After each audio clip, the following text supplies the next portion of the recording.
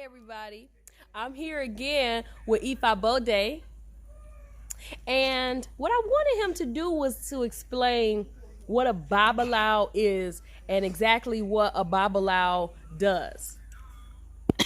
Thank you. So the meaning of Babalawo is that the priest of Ifa, the devotees of Ifa. So the meaning of the Babalawo is that the persons that telling people about Ifa, the person that knows about what Ifa means.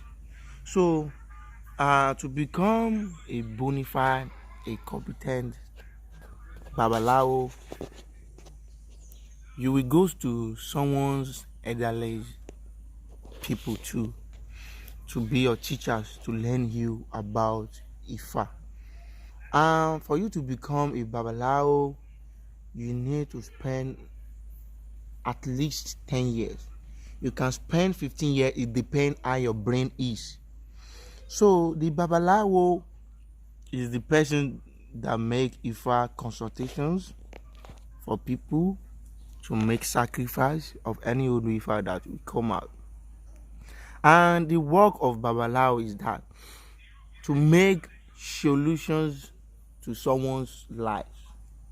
A good Babalawo to be making a solution to someone's life, not to add up the problems.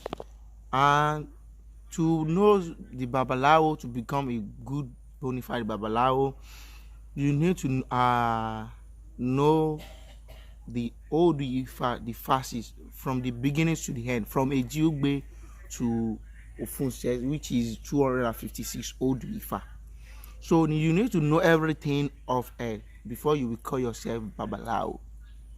So the Babalawo will know how to do sacrifice, to tell people the solutions to their problem when it comes to him. So the Babalawo, we can still put it this way.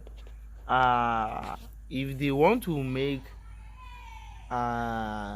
solutions to a city, town, to do Ifa initiations, Babalawo must know how to do it.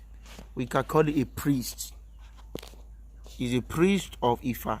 That is the meaning of Babalawo. We have a lot of meaning that we can use to guide it, but to make the thing short, is the Babalawo is the persons that will be handle someone's problems.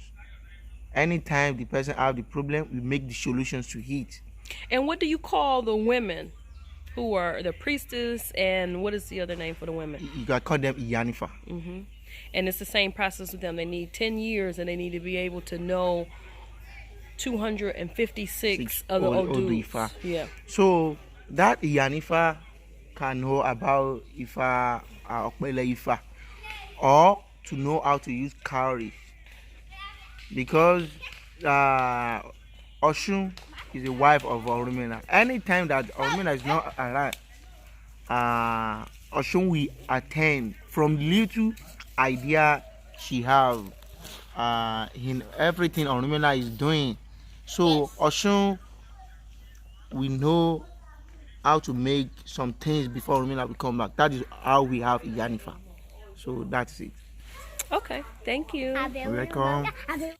During my festival, I had the opportunity to do interviews with the chief priestess and chief priests, as well as the priest and priestess of many different Orishas. We have Eshu priest, Obatala priest, Ifa priest, Shango priest, Egbe priest, Igungun priest. Each one will tell a story and also give a little history of them and their journey to become a priest or a priestess. The difference between the chief priest and the priestess are that these individuals have gained their chieftaincy through many years of service in the community. They are highly respected from the entire community. And that's not to say that the priest and priestess that haven't reached chieftaincy aren't, but the chief priest and priest are the highest in the community. As a community, they work together, they help and deal with many people across the world. So stay tuned for my interview.